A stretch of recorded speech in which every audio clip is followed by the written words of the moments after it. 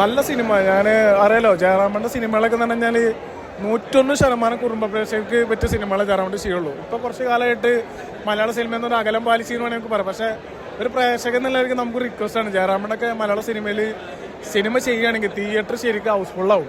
അതിലൊരു ഉദാഹരണം 1000 ആശകൾ എന്നുള്ള പടം ഗംഭീര സിനിമയാണ്, നല്ല സിനിമയാണ്, നല്ല ഫീലിങ്സ് ഉള്ള പടമാണ്, ഫാമിലിയായിട്ട് കാണാൻ പറ്റുന്ന സൂപ്പർ പടമാണ്.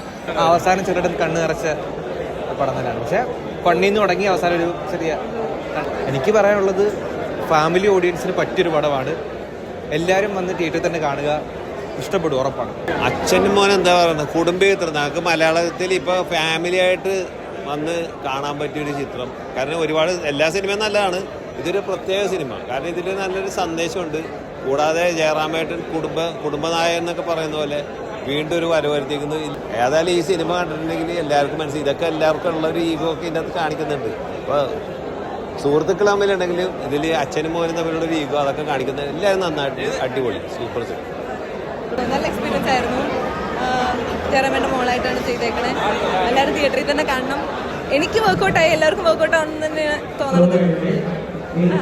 അടിപൊളിയാണ് ശരിക്കും, രണ്ടുപേരും നന്നായിട്ട് തകർത്ത് അഭിനയിച്ചിട്ടുണ്ട്. എൻ്റെ വീട് അപ്പുവിൻ്റെയും അതാണ് എനിക്കിപ്പോൾ ഓർമ്മ വന്നത്. ആശകളായിരം അവിടെ വന്ന് നിൽക്കുവാണ്. ആ ഒരു കോംബോ നിങ്ങൾ ആരും മിസ് ചെയ്തരുത്. അടിപൊളിയായിട്ടുണ്ട് കേട്ടോ. ജയറാമേട്ടനും നമ്മുടെ കണ്ണനും അത് ത്രൂ ഔട്ട് വരുന്നത് അവരുടെ ആ ഒരു ഇതെന്ന് പറയുമ്പോൾ നമ്മുടെ ആ ഫാമിലി, പിന്നെ ആശ ചേച്ചി നന്നായിട്ടുണ്ട്.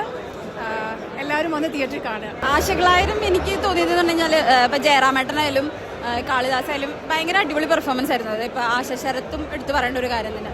അതായത് കുറച്ച് നാളായിട്ട് നമ്മളൊരു ഫാമിലി ഓഡിയൻസിന് അല്ലെങ്കിൽ ഇഷ്ടപ്പെടുന്ന ഒരു സിനിമ ഇറങ്ങിയിട്ട് കുറച്ച് കാലം. അപ്പോൾ അതിന് ശരിക്കും ആപ്റ്റായിട്ടുള്ളൊരു സിനിമ തന്നെയാണ്. എല്ലാവരുടെയും പെർഫോമൻസ് എനിക്ക് പേഴ്സണലി ഭയങ്കരമായിട്ട് ഇഷ്ടപ്പെട്ടു. അഭിനയിച്ചുകൊണ്ട് പറയല്ല, പടം ഭയങ്കര ഗുഡാണ്. ഭയങ്കര സന്തോഷമുണ്ട്.